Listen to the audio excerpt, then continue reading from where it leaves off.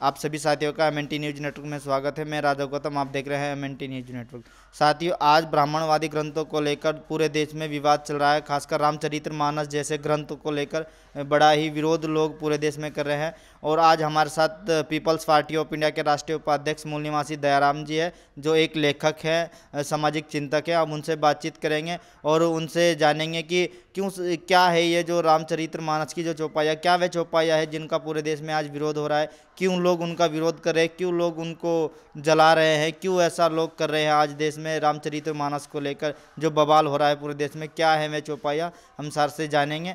हम सर का स्वागत करते हैं MNT न्यूज नेटवर्क में। साथियों, सबसे पहले मैं MNT न्यूज चैनल को मैं आभार प्रकट करता हूं कि आप इस संवेदनशील मुद्दे पर हमसे कुछ सवाल कर रहे हैं। तो जो आज पूरे देश में रामचरितमानस की चौपाइयों और दोहों पर विवाद चल रहा है और तीखा विवाद चल रहा है और समाज दो भागों में बटा हुआ है, पक्ष में और विपक्ष में। कुछ लोग दोनों तरफ से चौपाइयों को लेकर के काफ़ी आक्रोश में लोग हैं, गर्म माहौल बना हुआ है। एक पक्ष जो है वो आहत है उन चौपाइयों से जिसमें उनको अपमानित किया गया है। दूसरा पक्ष जो है उसको यथावत बरकरार रखना चाहता है।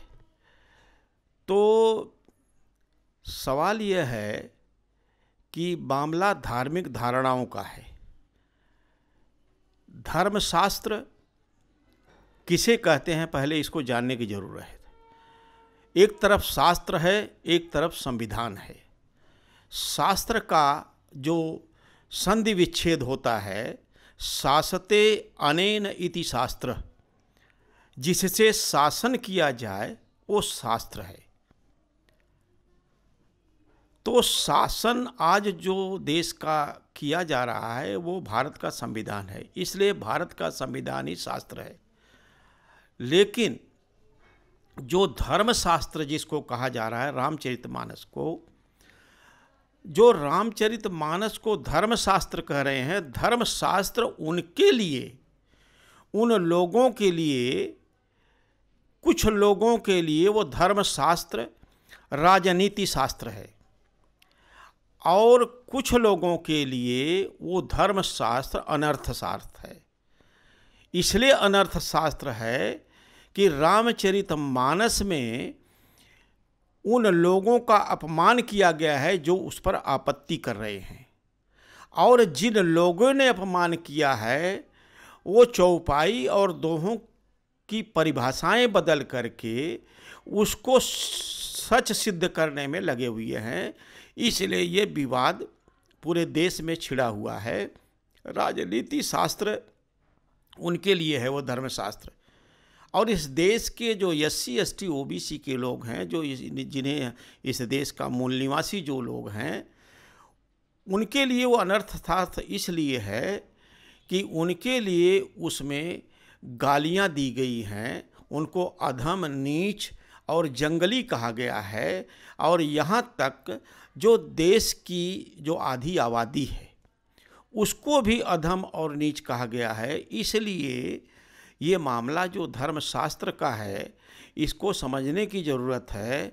और इसमें जो बौखलाहट है, इस बौखलाहट से ऐसा लगता है कि जैसे इस देश की जो शासक जातियां हैं, जिनको तथाकथित ऊंची जाति कहा जाता है, जिनको द्विजाति कहा जाता है, जैसे उनका घर उजड़ रहा है इसलिए बौखलाए हुए हैं, उनको किसी ने घर उजाड़ दिया है इसलिए बौखलाए हुए हैं। इस बौखलाहट को समझने की आज ज़रूरत है कि आखिर वे क्यों बौखला रहे हैं। क्योंकि एक सामाजिक व्यवस्था है और उस सामाजिक व्यवस्था में 4 वर्ण हैं। जो त्रैवर्णिक हैं, ब्राह्मण, क्षत्रिय, वैश्य, वे द्विजाति कहलाते हैं और जो चौथा वर्ण है शूद्र, वो जो उसको जनेऊ संस्कार का कोई अधिकार नहीं है, वो उनसे भिन्न है। अब भिन्न इसलिए है कि जो शूद्र वर्ण है उनकी व्यवस्था में वो भारत का मूल निवासी है और वे इस देश के रहने वाले नहीं हैं, ये आर्य हैं, आर्य विदेशी है। इसलिए ये जो नस्ल भेद का मामला है, इस कारण से ये जो तथाकथित ऊंची जाति के लोग हैं वे चाहते हैं कि वह व्यवस्था, जिस व्यवस्था ने उनको पूरे देश में एकाधिकार प्रदान किया, वर्चस्व प्रदान किया, उस व्यवस्था को वो यथावत जिंदा रहना चाहते हैं और उन लोगों को वो निचले पायदान पर रखना चाहते हैं जो इस देश के मूल निवासी हैं। इसलिए इस विषय को लेकर के जो टकराव हो रहा है, इसका मूल कारण टकराव का यही है, जो भेदभाव की भावना है, यही मूल टकराव है। रामचरितमानस है जो इसमें बताया गया है कि इसमें लोग बता रहे हैं कि ये जो मूल निवासी महिला शूद्र का विरोधी है, क्यों उसको विरोधी बताया जा रहा है? देखिए, रामचरितमानस के अरण्य कांड में महिलाओं को अगर हम लेते हैं तो सबसे ज़्यादा इस समय जो चौपाई रामचरितमानस के सुंदर कांड की जो चौपाई है वो ज़्यादा चर्चा में है। और उस सुंदर कांड की चौपाई में शूद्र और नारी दोनों को पीटने का अधिकारी बताया गया है। यानी ढोल गंवार शूद्र पशु नारी सकल ताड़ना के अधिकारी। ये ताड़ना शब्द है, इसको जो द्विजातियां हैं वो परिभाषित कर रहे हैं कि इसका मतलब शिक्षा, ताड़ना का मतलब शिक्षा होता है। ये टोटली गलत है। भारत के किसी भी हिंदी संस्कृत डिक्शनरी में आप उठाकर देख लें, कोई भी देख सकता है, उसमें ताड़ना का मतलब दंड होता है, ताड़ना का मतलब पीटना होता है, उसका मतलब शिक्षा नहीं होता है। सवाल यह है, कोई भी व्यक्ति बिना किसी कारण बताए ये समझ सकता है कि ढोल बगैर पीटे बजेगी नहीं, उसको पीटने पर ही ढोल बजेगी। लेकिन उस रामचरितमानस की चौपाई में गंवार शूद्र पशु नारी क्यों पीटना चाहिए, इसका कोई कारण नहीं दिया गया है। इसलिए विवाद है। जो व्यवस्था में जिसको शूद्र कहा गया है, उस व्यवस्था में जो नारी है क्यों पीटने के अधिकारी है? ये भेदभाव क्यों? भारतीय संविधान का जो अनुच्छेद 15 है, किसी भी नागरिक के साथ चाहे धर्म हो, लिंग हो, जाति हो, स्थान हो, क्षेत्र हो, किसी आधार पर भेदभाव नहीं किया जा सकता। जो संविधान में विश्वास रखते हैं और जो संविधान इस देश के हर नागरिक को प्रतिष्ठा और गरिमा प्रदान करता है, ऐसी स्थिति में जो लोग इस चौपाई से, जो लोग जिनको शूद्र बनाया गया है, जो नारी हैं, उनके अंदर बौखलाहट की हमारे लिए ये संविधान विरोधी जो शब्दों का प्रयोग रामचरितमानस में किया गया है, ये गलत है। इसको बंद करना चाहिए, इसको हटा देना चाहिए। लेकिन मामला व्यवस्था का है, व्यवस्था ब्राह्मणों ने बनाई है और उस व्यवस्था के खिलाफ वो एक शब्द सुनना नहीं चाहते हैं। और उसका अगर सही मामले में ढोल गंवार शूद्र पशु नारी को परिभाषित करना चाहते हैं, वो कितनों शब्द बदल लें, उससे कुछ होने वाला नहीं है। अगर उसका सही आकलन करना है तो समाज में देख सकते हैं, क्योंकि साहित्य समाज का दर्पण होता है। साहित्य में लिखा है ढोल गंवार शूद्र पशु नारी, यह साहित्य की देन है। लेकिन उसको समाज में देखिए, कौन लोग पिट रहे हैं। अगर बिहार में सामूहिक नरसंहार हुआ तो किन का नरसंहार हुआ? क्या किसी ब्राह्मण क्षत्रिय वैश्य का हुआ है क्या? वहाँ पर शूद्रों का संहार हुआ, अछूत और पिछड़ों का संहार हुआ है। उसको लीजिए, लखनऊ में ये जो उन्नाव की जो है महिला थी, लड़की थी, जिसके साथ कुलदीप संगर ने बलात्कार ही नहीं किया बल्कि उसके परिवार को मरवा डाला, वो शूद्र ही वर्ण से थी। मनीषा वाल्मीकि कहाँ की थी? हाथरस की थी उत्तर प्रदेश को, उसके साथ बलात्कार किया, फिर उसको जिंदा जला दिया, उसकी लाश उसके माँ बाप को नहीं दिया। ये क्या, ये समाज में जो चल रहा है ये शूद्र नहीं है, महिला नहीं है, महिला के साथ ऐसा हुआ है। इसके अलावा तमाम जो घटनाएं जो देश में हो रही हैं उसको आकलन करने से पूरे देश का कहीं पर भी कोई ऐसी घटना हो सन 1950 से कोई बताए कि कहीं पर भी शूद्रों ने, महिलाओं ने इस देश के द्विजातियों का नरसंहार किया क्या, कहाँ गांव के गांव जला दिए गए क्या, ऐसा कहीं पर प्रमाण नहीं है। केवल शूद्र और महिलाओं के साथ ही ऐसा होता है, महिलाओं के साथ अनाचार और दुराचार होता है।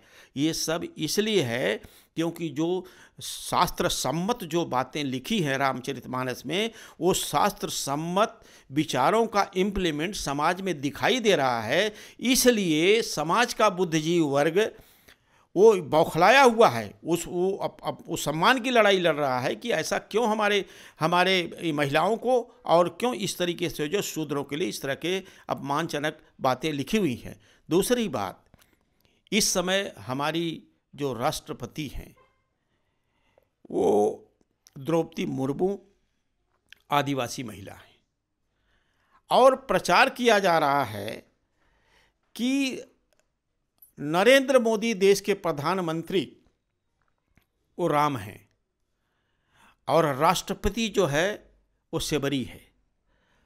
और शबरी के मुख से रामचरितमानस में तुलसीदास ने कहलवाया है, अधम ते अधम अधम अति नारी, ये अरण्यकांड में लिखा है, अधम ते अधम अधम अति नारी, तीनमह मैं मति मंद अगारी। यानी शबरी कहती है, रामचंद्र जी जंगल में अपनी पत्नी को खोज रहे हैं, वो नहीं मिल रही है, वो कमंद राक्षस को मार डालते हैं, वहाँ पहुँचते हैं। इसके बाद कबंध जो है वो राक्षस है, जो उनकी कथा प्रसंग है उसमें लिखा है कबंध राक्षस है। और राक्षस क्यों है? क्योंकि उसको दुर्वासा ऋषि से उसने वो जो है उल्टा सीधा कह दिया, उसने श्राप दे दिया और वो जो है राक्षस हो गया, कबंध राक्षस हो गया। तो ऐसी स्थिति जब राम उधर से आ रहे थे, कबंध राक्षस जब उसके ऊपर हमला करना चाहा तो राम ने उसको तलवार से टुकड़े टुकड़े कर दिया। टुकड़ा करते ही वो तुरंत वहाँ से जिंदा होकर खड़ा हो जाता है, रामचरितमानस में लिखा है।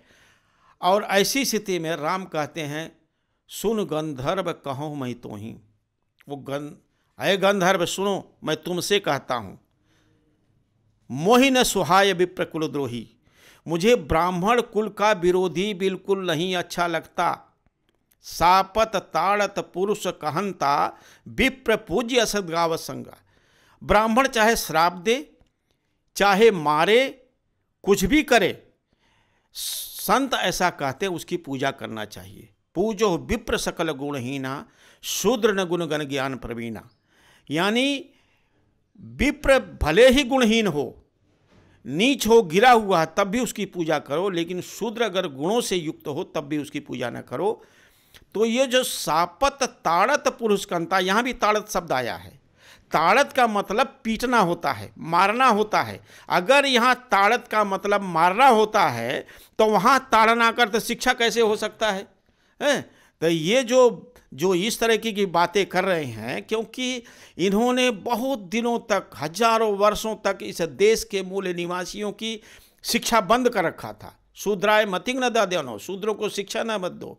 स्त्री शूद्रो विद्या ना दिया था, स्त्री शूद्रों को शिक्षा मत दो। ये जो पाबंदी लगाई थी, और भारत के संविधान ने जब ये पाबंदी हटाई, इनको शिक्षा का दरवाज़ा खुला, तो इन्होंने गलत क्या है, सही क्या है, उसका आकलन करने लगे। इस देश में जिन मूल निवासियों को, जिन्हें अछूत बनाया, जिन्होंने शूद्र बनाया, जिनको गाजर मूली उखाड़ने पर फांसी की सजा ये लोग दे दिया करते थे, आज उस समाज से फांसी देने वाले जजेज पैदा हुए हैं। किसकी वजह से? इस देश के संविधान की वजह से। इसीलिए ये संविधान उनको खटक रहा है कि संविधान पैर की जूती को सिर पर चढ़ा दिया हमारे। ये सारी समस्या की जड़ यहाँ पर है। और वो शास्त्र सम्मत जो बातें हैं वो चाहते हैं कि शास्त्र सम्मत बातें चले, ये हमारी पैर की जूती बनकर रहे, हमसे दब कर के रहें। तो इस देश का जो पिछड़ा वर्ग है, इस देश का जो मूल निवासी है, इस देश का जिनके अछूत बनाया, अब वे दबने वाले नहीं हैं, क्योंकि भारत का संविधान इसके मनोबल को ऊंचा उठाया है, इनको मान सम्मान स्वाभिमान दिया है। इसलिए इस समाज के जो लोग हैं, पढ़े लिखे लोग हैं, बर्दाश्त करने वाले नहीं हैं। इसलिए उस आक्रोश की भावना से उन्होंने, जैसे बाबा साहब डॉक्टर अंबेडकर ने मनुस्मृति जलाई थी, उसी तरीके से आज रामचरितमानस को इस देश के मूल निवासी जला रहे हैं। और आने वाले समय में इस देश के ब्राह्मण, इस देश की दुजातियां अगर अपने को नियंत्रण में नहीं रखा, इस देश की गली गली मोहल्ले में रामचरितमानस लोग जलाएंगे। सर, देखा जाए तो आज पूरे देश में धार्मिक ग्रंथों में जो संशोधन की मांग कर रहे हैं लोग, क्या उनकी मांगे सही है? देखिए, कुछ लोगों का ये कहना है, जो पीड़ित पक्ष है, जिनको आघात लगा है रामचरित चौपाइयों से, कुछ लोग जो बुद्धिजीवी हैं, उनका कहना है कि इसको, ये जो चौपाइयाँ हैं, उनसे हमें ऐतराज़ है। रामचरितमानस से कोई ऐतराज़ नहीं है, उसमें जो है हमें केवल चौपाइयों से। तो ये गलत, उनका जो है ये बयानबाजी गलत है। इसलिए गलत है कि अगर दूध से भरे टब में पोटेशियम साइनाइड का टुकड़ा पड़ जाए या छिपकली गिर जाए, तो क्या उस छिपकली को निकाल कर दूध पिया जा सकता है? क्या पोटेशियम साइनाइड को निकाल कर दूध पिया जा सकता? नहीं पिया जा सकता है, उसको फेंकना पड़ेगा। इसलिए रामचरितमानस बालकांड से लेकर उत्तरकांड तक, और यहाँ तक कि ये जो है लवकुश कांड तक, इसमें भाग्यवाद है, पुनर्जन्म है, अंधविश्वास है, चमत्कार है, पाखंड है, जाति है, वर्ण व्यवस्था है। ये राष्ट्र के लिए घातक है, देश को कमज़ोर करता है, राष्ट्र की एकता अखंडता के लिए घातक है। इसलिए जिस तरीके से दूध पिया नहीं जा सकता उस जहर के पड़ने से, उसी तरीके से ऐसे जहरीले, ऐसे संविधान विरोधी जो चौपाइयाँ हैं, दोहों को, उसको पूरा का पूरा रामचरितमानस को जब्त करना होगा, उसको नकारना होगा, उसको जलाकर राख कर देना होगा। इसलिए करना चाहिए, इसलिए करना, जैसे उदाहरण के लिए, अगर आपके घर के पास गंदगी पड़ी है और घरों में मलेरिया का बुखार चल रहा है, आप दवाई खिला रहे हैं लेकिन कहीं पर भी असर नहीं हो रहा है, एक को छोड़ा दूसरे को, तो इसका मतलब क्या है? इसका कारण असली है कि आपके घर के आसपास जो गंदगी है, उस गंदगी को जब तक साफ नहीं करेंगे, पूरी गंदगी साफ होने के बाद ही वो मच्छर ख़त्म होंगे। मच्छर ख़त्म होंगे तो मलेरिया का बुखार ख़त्म हो जाएगा, परिवार स्वस्थ रहेगा। उसी तरीके से ये रामचरितमानस जो है कचरा भरा है, इसमें गंदगी ही गंदगी है। सारे कांडों को आप पढ़िए, उसमें अंधविश्वास, पाखंड, चमत्कार, भाग्यवाद, पुनर्जन्म, ये सारी चीज़ें हैं। इसलिए पूरी रामचरितमानस को जब्त करना ही जरूरी है। इसलिए मैंने इसीलिए पीपुल्स पार्टी ऑफ इंडिया की तरफ से एक राष्ट्रीय उपाध्यक्ष होने के नाते मैंने महामहिम राष्ट्रपति द्रौपदी मुर्मू को मैंने रजिस्टर्ड पत्र भेजा है, इसलिए कि इसको जब्त किया जाए। अन्यथा, क्योंकि एक बार की बात नहीं है, आज जब से 50 से लेकर आज तक रामचरितमानस की चौपाइयों पर काफ़ी बहस हुई है। विधानसभा और लोकसभा में रामचरितमानस की चौपाइयों पर रामायण के पन्ने फाड़े गए हैं। और यहाँ तक कि रामस्वरूप वर्मा जो अर्जक संघ के संस्थापक थे, उन्होंने 14 अप्रैल 1978 से लेकर 30 अप्रैल 1978 तक घोषणा किया था बाबा साहब के जन्मदिन पर कि चेतना दिवस जो बाबा साहब को पूरा अर्जक संघ के लोग मना रहे हैं, रामचरितमानस को जलाएं। और 78 में 14 अप्रैल 1978 लेकर के 30 अप्रैल 1978 तक रामचरितमानस की प्रतियां जलाई गईं। और आपके गीता प्रेस गोरखपुर के सामने 129 लोग गिरफ्तार हुए थे, लेकिन कोई भी समझौता नहीं किया, कहीं भी अर्जक संघ ने घुटना नहीं टेका। और इस पर मुकदमा भी चल रहा था, मुकदमा खींच रहे थे, क्योंकि ये संविधान विरोधी ग्रंथ होने के नाते इनको जब्त करना पड़ता। इसलिए सरकारी गवाहों ने अपना स्टेटमेंट बदल दिया कि रामचरितमानस जलाई नहीं गई, मामला साफ हो गया। ये स्थिति है। इसलिए ये बहुत गंभीर मुद्दा है, जहाँ पर जो व्यवस्था इस देश के बहुसंख्यक लोगों को अपमान करती है, उनके उनके मान सम्मान को कुठाराघात करती है, उसको कैसे बर्दाश्त कर लेगा इस समाज का, मूलनिवासी बहुजन समाज का कोई व्यक्ति। रामचरितमानस के अलावा भी भारत देश में बहुत सारे ग्रंथ हैं, तो उन धर्मों, उन शास्त्रों की जो आलोचना नहीं हो रही कि रामचरितमानस का ही क्यों विरोध कर रहे हैं देश में? रामचरितमानस मामला कहाँ से है, झगड़े की जड़ कहाँ है? क्या ये जो झगड़े की जड़ कुरान में है?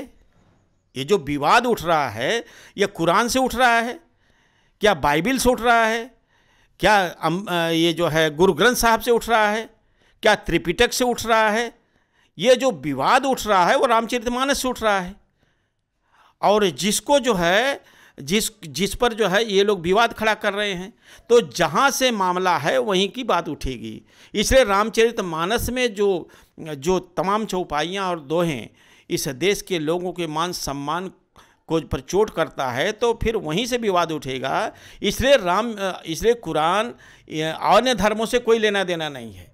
ये मामला उस व्यवस्था से है जिस व्यवस्था का जो संरक्षण जो है रामचरितमानस में है, उसी व्यवस्था के खिलाफ है। इसलिए रामचरितमानस की चर्चा हो रही है, दूसरे धर्म ग्रंथों की कोई चर्चा का सवाल ही नहीं होता है। जो रामचरितमानस है, जो इस पर आलोचना हो रही है, आज दोनों पक्षों में देखा जाए तो बौखलाहट पैदा हो रही है। क्यों ऐसा हो रहा है सर? आज बौखलाहट ये इसलिए हो रही है कि अगर रामचरितमानस की चौपाइयों पर चर्चा होगी तो एक समस्या खड़ी होगी उन शासक जातियों के लिए कि गाली देने वालों का धर्म, गाली खाने वालों का धर्म एक नहीं हो सकता। तो जिन लोगों ने जिस व्यवस्था के माध्यम से गाली दिया है, उस व्यवस्था के खिलाफ वे लोग गाली खाने वाले एक न हो जाएं, क्योंकि इन्होंने दिग्भ्रमित करके इस देश की सत्ता हथिया लिया है। और जिनसे सत्ता हथियाया है उन्हीं के ओर से उन्होंने सत्ता हथियाया है। और अगर ये चलता रहा, ये प्रचार होता रहा और ये लोग इस पर चर्चा करते रहे, तो जातियों में जो 6743 जातियों में बटा हुआ ये समाज है, वो कहीं उनका सामाजिक ध्रुवीकरण न हो जाए। और जिस दिन सामाजिक ध्रुवीकरण हो जाएगा उस दिन उनके लिए समस्या खड़ी हो जाएगी। वो 3% ब्राह्मण और दो जो वर्ण हैं वो मिलाकर 15% लोग इस देश के मालिक नहीं बन पाएंगे, सत्ता की सीढ़ी पर चढ़ नहीं सकते। इस देश की सत्ता की शिखर पर इस देश का मूल निवासी चढ़ेगा। इसलिए वो उनको तकलीफ हो रही है कि इसकी चर्चा नहीं होनी चाहिए। अगर चर्चा हुई तो लोग एक जगह आ जाएंगे, एक जगह आना ही इस देश की सत्ता इनके हाथ में जाएगी। इसलिए सबसे बड़ी परेशानी उनके लिए इस तरह से हो रही है। इसलिए ये जो है उठपटांग, इनके एंकर्स, इनकी महिला एंकर, जिनके लिए तमाम उल्टी सीधी बातें रामचरितमानस में महावृष्टि चली, किष्किंधा कांड में लिखा है कि महावृष्टि चली फूटी कियारी, झिमी स्वतंत्र हुई बिगड़े नारी। नारी जो जैसे भारी वर्षा होने पर मेड़े, खेतों की मेड़े टूट जाती हैं, उसी तरह से औरत को, महिला को स्वतंत्र कर दोगी तो वो बिगड़ जाएगी। यानी नारी बिगड़ सकती है, लेकिन कहीं तुलसीदास ने ये नहीं लिखा कि पुरुष अगर स्वतंत्र कर दिया तो पुरुष बिगड़ जाएगा, ऐसा कुछ नहीं है। तो ये भेदभाव, जो पार्शियलिटी है, स्त्रीलिंग के आधार पर जो भेदभाव है, जो संविधान विरोधी बातें हैं, ये सारी बातें जो है ये कर रहे हैं और ये ठीक नहीं है, ये संविधान सम्मत नहीं है। और ऐसी बातों को, जो ये भेदभाव है और भेदभाव को ख़त्म करने के लिए संविधान की अनुच्छेद 13 क है। ये संविधान जिस दिन लागू हुआ 26 जनवरी 1950 से, उसी समय से एबोलिश कर दिया गया है। वो सारी धार्मिक धारणाएं हो, चाहे कोई धारणा हो, अगर वो संविधान के फंडामेंटल राइट्स से सुसंगत नहीं है तो उनको 50 से ही एबोलिश कर दिया जाता है।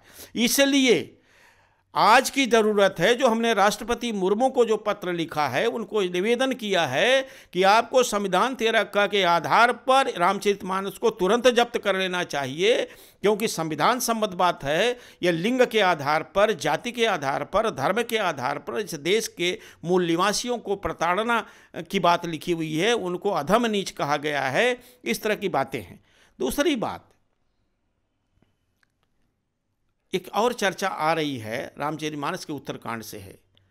अधम जाति में विद्या पाए, भयहु जथा अहि दूध पिलाए।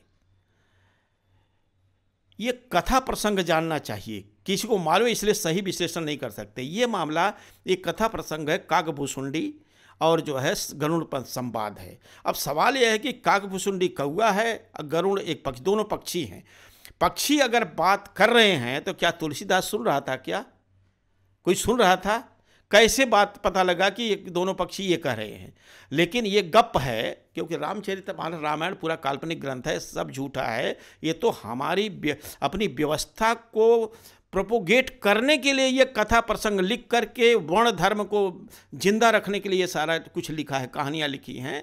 तो ये जो लिखा है उसमें काकभुसुंडी से गरुड़ पूछता है कि महाराज ये बताइए कि आप कौवे की योनि में कैसे पैदा हुए? तो काकभुसुंडी कहता है कि अधम जाति में विद्या पाए, भयहु यथा यही दूध पिलाए। वो कहता है कि मैं अधम जाति में क्या पैदा हो गया कि शिक्षा ग्रहण करके मैं विषैला उसी तरह से हो गया जैसे जो है सांप विषैला होता है, जहरीला हो जाता है। इसका भाव क्या है समझने की जरूरत है। क्या इस देश का मूल निवासी पढ़ा लिखा जो पीएचडी कर रहा है और भी तमाम डिग्रियां ले रहा है वो समझ नहीं रहा है? इनकी रामचरितमानस के चौपाइयों की यही समझते हैं। इसका अर्थ है कि अधम जाति का होकर नीच जाति के आदमी को कभी भी शिक्षा ग्रहण नहीं करना चाहिए। और ये संविधान ने शिक्षा ग्रहण करने का अधिकार दिया है, तो ये शूद्र जहरीले हो गए हैं। जहरीले क्यों हुए? इनकी व्यवस्था के प्रति जहरीले हुए हैं। इनकी व्यवस्था को में आग लगा देना चाहते हैं, इसलिए ये कह रहे हैं जहरीले हो गए हैं। उदाहरण के लिए ये बताइए कि रोहित बोमीला एक शोध छात्र था, पीएचडी का शोध छात्र था, तो उसको सत्ता में बैठे हुए लोगों ने उसको बड़े ही षड्यंत्र के तहत उसको मार डाला। केवल इसलिए मार डाला कि वो उच्च शिक्षा प्राप्त करके वो जहरीला हो जाएगा और जहरीला होकर के कि यह सांप की तरह डसेगा लोगों को। इनको मालूम है कि डॉक्टर अंबेडकर ने, जिनको सिंबल ऑफ नॉलेज कहा जाता है, अकेला डॉक्टर अंबेडकर उच्च शिक्षा प्राप्त करके इस देश के ब्राह्मणों की व्यवस्था के लिए खतरा बन गया है। अकेला डॉक्टर अंबेडकर अगर खतरा बन सकता है, और भी कहीं डॉक्टर अंबेडकर पैदा हुए तो इनकी व्यवस्था का तहस नहस कर देंगे। इसलिए इनको आज इनकी व्यवस्था को खतरा है। इसलिए इस देश का एससी, इस देश का एसटी, इस देश का ओबीसी, इस देश का माइनॉरिटी जो इनसे ट्रांसफ़र हुए हैं, ये सब जहरीले नज़र आते हैं, सांप की तरह इनकी व्यवस्था पर डंक मार रहे हैं, इसलिए परेशान है। रामचरितमानस है और संविधान है, इन दोनों में क्या अंतर है सर? रामचरितमानस और संविधान,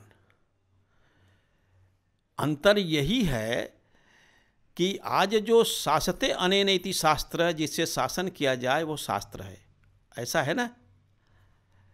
तो शासन तो भारत के संविधान से किया जा रहा है, लेकिन भारत के संविधान से जो शासन किया जा रहा है ये उनको सूट नहीं कर रहा है। इसलिए कि जो व्यवस्था है, जो उनकी सामाजिक व्यवस्था है, जो धर्मशास्त्र उनके लिखे गए हैं जिस व्यवस्था के आधार पर, तो जो धर्म है, जिस ब्राह्मण धर्म की बात हम कर रहे हैं, तो धर्म में सॉवरेंटी, जो ब्राह्मण धर्म है उसमें सॉवरेंटी ब्राह्मण को है। सॉवरेंटी का मतलब संप्रभुता, सबसे ज़्यादा पावर, शक्ति ब्राह्मणों के पास है, व्यवस्था में सबसे ज़्यादा ब्राह्मणों के पास है। और भारत के संविधान में इस देश की समस्त जनता को पावर दी गई है, समस्त जनता को सॉवरेंटी है। देश की जनता सॉवरेन है, यानी संप्रभु देश की जनता है। यहाँ किस में? संविधान में। संविधान द्वारा प्रदत्त जो संविधान हमें देता है देश के समस्त नागरिकों को, वो जो है सॉवरेंटी देता है, संप्रभुता प्रदान करता है। लेकिन धर्म में जो ब्राह्मण है वो सॉवरेन है। तो अब सवाल यह है, क्योंकि उसमें लिखा है ना, ब्राह्मणाधीनम जगत सर्व मंत्राधीनम च देवता ते मंत्रा ब्राह्मणाधीनम तस्मात् ब्राह्मण देवता। ब्राह्मणों के अधीन सारा संसार है। मंत्र देवताओं के अधीन है। ते मंत्रा ब्राह्मणाधीनम तस्मात् ब्राह्मण देवता, और वे मंत्र सारे ब्राह्मणों के अधीन है, इसलिए ब्राह्मण ही देवता है।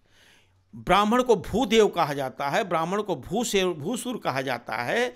तो सन 1950 से पहले पूरी व्यवस्था जो है, जो सारा कानून चलता था धर्म के आधार पर चलता था, और उसमें ब्राह्मण का वर्चस्व कायम था। और आज स्थिति यह है, संविधान ने उनके वर्चस्व को रिजेक्ट कर दिया है, इसलिए संविधान और शास्त्रों में टकराव हो रहा है, और संविधान के विरोध में धर्मशास्त्र हैं। और आज की डेट में ये समस्या इनके सामने बहुत ज़बरदस्त है, इसलिए ये हिंदू राष्ट्र की बात करते हैं, और ये क्लियर नहीं कर रहे हैं कि हिंदू कौन है। आखिर अगर तुम हिंदू राष्ट्र की बात कर रहे हो तो ये पिछड़े वर्ग के लोग, शेड्यूल कास्ट के लोग तुम्हारे हिंदू धर्मशास्त्रों पर अटैक क्यों कर रहे हैं, क्यों उसको जला रहे हैं, क्यों उसको जो है उसकी आलोचना कर रहे हैं। वो भी तो हिंदू हैं और तुम भी हिंदू हो। ये क्या चक्कर है, ये कुछ समझ में नहीं आ रहा है कि क्या तुम लोग क्या करना चाहते हो, क्या मूर्ख कब तक मूर्ख समझते रहोगे इनको। इसलिए संविधान ने जो अधिकार दिया है, ये सारी बातें हैं। इसलिए अभी वो ये भी प्रचार कर रहे हैं कि जो रामचरितमानस है महान धर्म ग्रंथ है, ये भी कहा। तो किसी भी धर्म ग्रंथ को, चाहे ग्रंथ हो चाहे संविधान है, कोई भी, उसकी परख करना चाहिए। उसकी महानता की परख कैसे होगी, सवाल यह है। तो महानता की परख करने के लिए हमें साहित्य का अध्ययन करना पड़ेगा, क्योंकि साहित्य के दो पक्ष होते हैं, एक कला पक्ष होता है, एक भाव पक्ष होता है। ठीक है। कला पक्ष में कोई भी साहित्य है, उसको सजाने के लिए छंद होते हैं, अलंकार होते हैं, रस होते हैं। उसके माध्यम से एक कवि, एक लेखक उस अपने कृति को बहुत सुंदर और जो है अच्छी बनाता है, जिससे कि लोग उसको अच्छा कहें, हैं। यह है उसका कला पक्ष। और भाव पक्ष उसका जो है, उसका भाव पक्ष भी बहुत अच्छा होना चाहिए, इस तरह से है। लेकिन जैसे उदाहरण के लिए एक बेटी जब उसमें विवाह मंडप में जाती है, तो वो अलंकार माने गहने पहन करके और जो है अच्छे परिधान पहन करके वो मंडप में जाकर बैठती है। तो उसकी कला पक्ष को देख कर के अपने चेहरे को बढ़िया बनाती है, तो कला पक्ष को देखकर लोग मुग्ध हो जाते हैं, कितनी सुंदर, अच्छी, कितनी सुंदर लड़की है। ठीक है। लेकिन वही जब बहू बन कर के बेटी जाती है अपने ससुराल में, और ससुराल में सास ने कहा बेटी एक गिलास पानी लाओ, तो बहू जवाब देती है कि तेरा हाथ पैर टूट गया है, तुम जाकर के पानी चारपाई से उठकर नहीं ले सकती हो। ये उसका भाव पक्ष है। यानी कला पक्ष में सुंदर है, वो देखने में बहुत सुंदर है, लेकिन भाव पक्ष उसका जो है ग्राह्य नहीं है। भाव पक्ष में माने कटुता है। तो इसलिए वो लड़की, वो बहू कभी सुंदर नहीं कहा जा सकती। उसी तरीके से रामचरितमानस हो या और कोई धर्मशास्त्र है, भले ही वो गेय पद हो, उस पर लोग थिरकते हों, लेकिन उसका भाव पक्ष, क्या रामचरितमानस का भाव पक्ष संविधान सम्मत है? अगर भाव पक्ष संविधान सम्मत नहीं है तो वो सुंदर नहीं हो सकता। वो कबाड़ है, और कबाड़ को रद्दी वालों को बेच देना चाहिए। ये सबसे बड़ी बात है। इसलिए रामचरितमानस कभी भी आदर्श ग्रंथ नहीं हो सकता, महान ग्रंथ नहीं हो सकता। और इसको जब्त करने के लिए सरकार को ईमानदारी से इसे जब्त कर लेना चाहिए। अगर यही जब्त करना ही राष्ट्र हित है, समाज हित है, इसी में जो है देश का हित है। और जो कटुता का माहौल है वो अगर जब्त नहीं किया जाता है तो समस्या खड़ी होगी। अगर कटुता देश से ख़त्म करना है और उस कटुता को करुणा में बदलना है, समता, ममता, करुणा और मैत्री में बदलना है, तो निश्चित रूप से रामचरितमानस को जब्त कर लेना चाहिए। यह काम गवर्नमेंट का है और यह तभी संभव होगा। सबसे बड़ी बात यह है कि पहले जानो, छानो, तब मानो। किसी बात को जानो, छानो, तब मानो। सवाल यह है कि हम जाने कैसे। जो हमारी लंबी चौड़ी जो जनसंख्या इस देश की, बहुसंख्यांक हमारे मूल्यवासी बहुजन समाज के लोग हैं, अगर उनका शिक्षा का दरवाज़ा बंद नहीं किया गया होता, उनकी अकल पर ताला नहीं लगाया गया होता तो ये समस्या आज नहीं आती। वो पहले ही इसको रिजेक्ट कर देते शुरुआती दौर में। लेकिन अगर वो अनपढ़ रखा गया तो अशिक्षा के कारण उन्होंने अपने दोस्त दुश्मन की पहचान नहीं की कि हमारा दोस्त कौन है और कौन दुश्मन है।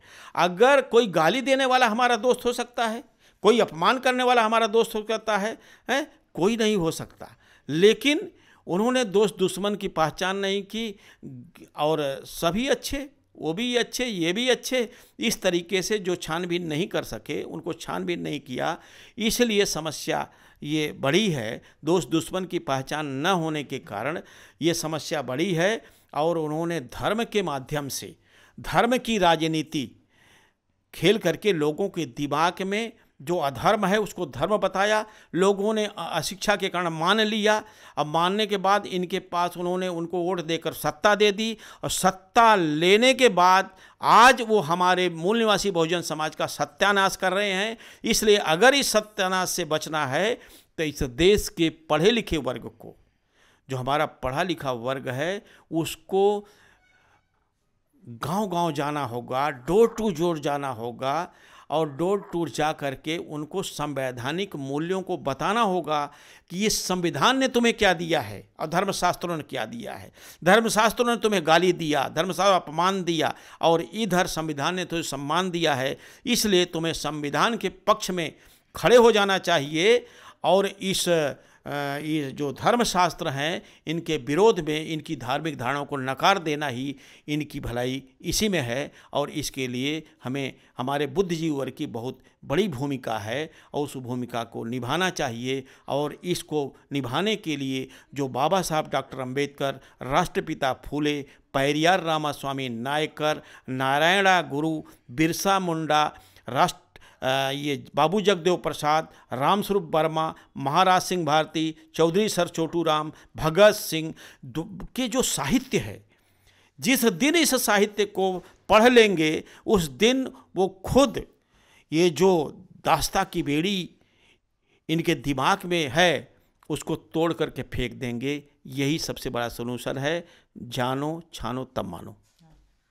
साथियों, जैसा सर ने हमें बताया कि रामचरित्र जैसे ग्रंथों को जला देना चाहिए, और सर ने राष्ट्रपति जी को भी एक लेटर लिखा है कि इस ऐसे ग्रंथों को जब्त कर लिया जाए, उनका प्रचार ना किया जाए। और आप हमारे साथ बने रहे। अगर ये आपको वीडियो अच्छी लगी तो इस वीडियो को बार बार देखें और इस वीडियो को ज़्यादा से ज़्यादा शेयर करें, लाइक करें, कमेंट करें। और अभी तक आपने हमारे YouTube चैनल को सब्सक्राइब नहीं किया तो अभी YouTube चैनल पर जाए और हमारे चैनल को सब्सक्राइब करें और फेसबुक पेज को लाइक और फॉलो करें। आज के लिए बस इतना ही। जय भीम, जय मूल निवासी।